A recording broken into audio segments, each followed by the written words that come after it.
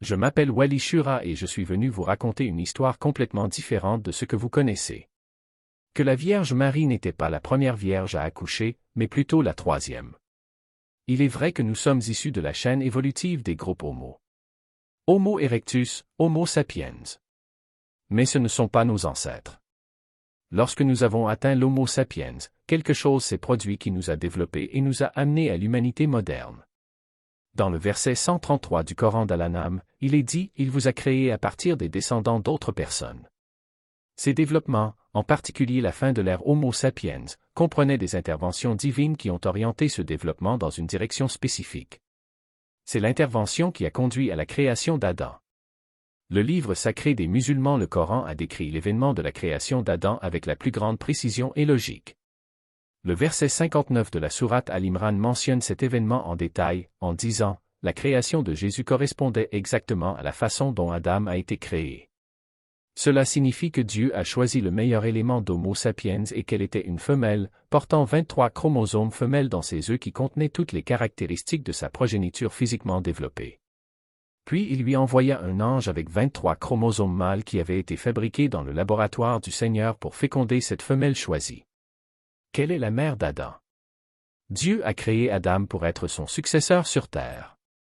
Ce successeur doit avoir les capacités physiques et mentales qui lui permettent de mener à bien sa mission. La série Homo a évolué physiquement à la perfection, mais mentalement elle n'a pas été développée du tout. Ils ont vécu des millions d'années et n'ont pas pu inventer un briquet. Le développement mental auquel nous nous trouvons actuellement est étonnant. Ce qui a fait cette différence, ce sont les 23 chromosomes mâles qui ont été envoyés à cette femelle choisie, la mère d'Adam. Ce qui s'est passé dans les histoires d'Adam et de Jésus indique que l'évolution naturelle des humains ne nous aurait pas conduit à Adam ou à Jésus, et que pour atteindre ces deux modèles, une intervention divine exceptionnelle était nécessaire pour arriver à ce résultat, conférant à Adam des capacités mentales, telles que la pensée, l'imagination, l'innovation, la conscience et la prise de décision, et ce sont des caractéristiques héritées des gènes. Cela a donné à Jésus des capacités exceptionnelles, telles que ressusciter les morts, guérir les malades, connaître les secrets des gens et marcher sur l'eau. Ce sont des caractéristiques spéciales pour une tâche spécifique qui ne peuvent être héritées, c'est pourquoi il est mort sans avoir d'enfant.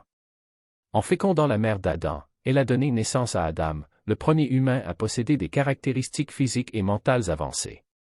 La même chose s'est répétée lors de la création d'Ève. Mais était-ce de la même mère ou d'une autre femelle Homo sapiens? Je n'en ai aucune preuve, car le Coran ne mentionne pas ce détail. Quant à Adam et Ève entrant au paradis, ce n'était pas à eux d'y vivre, mais pour deux raisons. La première était une période d'isolement jusqu'à ce que l'Homo sapiens puisse être anéanti par tous les moyens. Leur présence auprès de la nouvelle création n'était pas appropriée et conduirait à des conflits. La deuxième raison est de les préparer et d'activer leur capacité mentale. Le signe d'une préparation complète à descendre sur terre était de manger de l'arbre.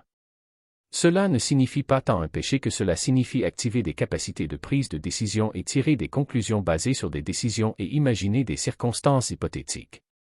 C'est quelque chose qui n'était pas disponible pour Homo sapiens, mais Adam et ses fils y excellaient. Mais en utilisant la même logique de pensée et de déduction d'Adam, si Adam a été créé de la même manière que Jésus. Personne n'a prétendu qu'Adam était le fils de Dieu, alors personne d'autre n'était le fils de Dieu. Au contraire, nous sommes tous sa création. Je suis Wally Shura, un musulman d'Égypte. Ceci est mon premier épisode de preuve dans le Coran. Jusqu'à la prochaine fois. Au revoir.